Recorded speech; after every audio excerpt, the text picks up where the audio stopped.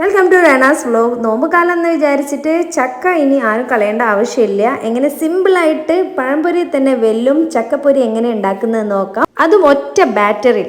അതിനുവേണ്ടി ഒരു ബൗളിലേക്ക് 1 കപ്പ് മൈദ, 2 ടേബിൾ സ്പൂൺ കടലപ്പൊടി, 1/8 ടീസ്പൂൺ ചെറിയ ജീരകം.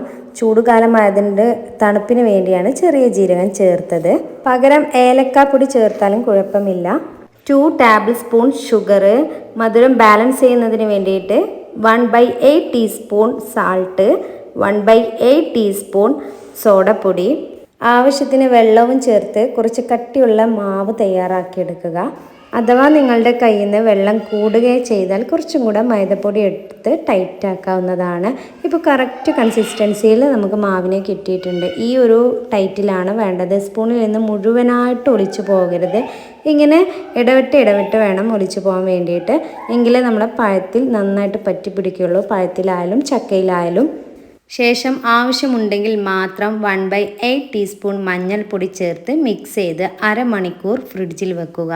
ഇതിൻ്റെ കൂടെ ഫ്രഷ് ആയിട്ട് ഒരു ലസ്സിയും കൂടെ കുടിക്കാൻ വേണ്ടിയിട്ട് 1 കപ്പ് തൈര് ഒരു ബൗളിലേക്ക് എടുക്കുക. അതിലേക്ക് 1/4 കപ്പ് ഷുഗർ, 2 കാർഡമനും കൂടെ ചേർത്ത് മിക്സിയിൽ നന്നായിട്ട് അടിച്ചെടുക്കുക.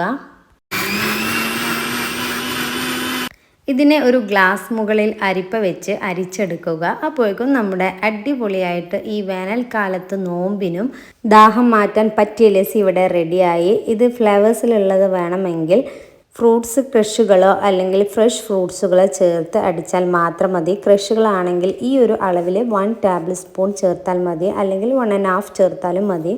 ഈ ഒരു ബാറ്ററിൽ തന്നെ നമുക്ക് അടിപൊളിയായിട്ടുള്ള ടേസ്റ്റി ആയിട്ടുള്ള പഴംപൊരിയും കൂടെ റെഡിയാക്കാം. അതിന് വേണ്ടിയിട്ട് 2 നേന്ത്രപ്പഴം എടുത്ത് ഈ ഒരു കട്ടിയിൽ ഞാനിതിനെ 8 കഷ്ണങ്ങളാക്കി എടുത്തിട്ടുണ്ട് ഒരു പഴത്തെ.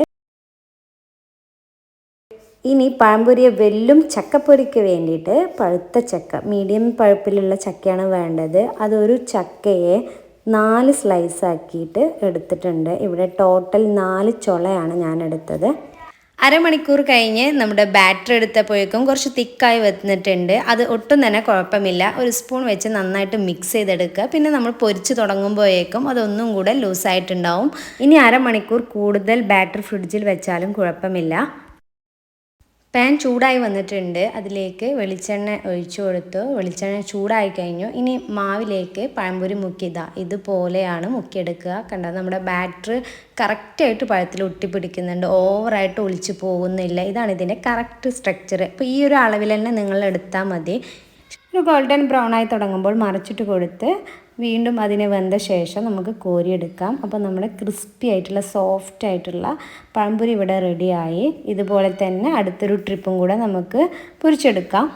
ഈ ഒരു ബാറ്ററി യൂസ് ചെയ്തിട്ട് തന്നെ നിങ്ങൾക്ക് ബിസ്ക്കറ്റും അല്ലെങ്കിൽ ഈത്തപ്പഴമൊക്കെ ഫ്രൈ ചെയ്തെടുക്കാവുന്നതാണ്. ഇനി നമ്മുടെ ചക്കയാണ് ബാറ്ററിൽ മുക്കി പൊരിക്കുന്നത്. അടിപൊളിയായിട്ട് ബാറ്റർ ചക്കയിലൊക്കെ പിടിച്ചിട്ടുണ്ട്. ഇതും ഗോൾഡൻ ബ്രൗൺ ആയി തുടങ്ങുന്ന സമയത്ത് നമുക്ക് മറിച്ചിട്ട് കൊടുക്കാം. ഒരു ഭാഗമായി കഴിഞ്ഞു. അപ്പോൾ ഇനി ഇത് കോരിയെടുത്ത് നമുക്ക് ചൂടോടെ സെർവ് ചെയ്യുകയാണെങ്കിൽ നല്ല ടേസ്റ്റ് ആയിട്ടുണ്ട്. കറക്റ്റ് സ്ട്രക്ചറായിട്ട് വന്നിട്ടുണ്ട്. ഇതാ ഈ ഒരു ബാറ്ററിൽ തന്നെ, ഈ ഒരു അളവിൽ തന്നെ ചക്കയും പഴംപൊരിയും ഉണ്ടാക്കി കഴിഞ്ഞപ്പോൾ നമുക്ക് ബാലൻസ് ചെയ്ത മാവ് ഇത്രയേ ഉള്ളൂ. അപ്പോൾ ഇത് ഏകദേശം കറക്റ്റായിട്ടുള്ള മാവാണ്. പിന്നെ നമ്മുടെ പഴത്തിൻ്റെ ചക്കയുടെ വലുപ്പം അനുസരിച്ചായിരിക്കും കേട്ടോ, ചെറിയ മാറ്റങ്ങൾ അങ്ങോട്ടും ഇങ്ങോട്ടൊക്കെ വരും.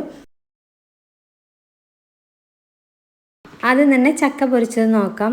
നല്ല സോഫ്റ്റായിട്ട് ഉള്ളിൽ ചക്കയും മാവും സെപ്പറേറ്റ് ആയിട്ട് തന്നെ ഉണ്ട്. ശരിക്കും പറയുകയാണെങ്കിൽ പഴംപൊരി തന്നെ വെല്ലുന്ന ടേസ്റ്റാണ് ഈ ഒരു ചക്ക ഫ്രൈക്കുള്ളത്. അപ്പോൾ എല്ലാവരും ട്രൈ ചെയ്യുക ഈ നോമ്പിന്.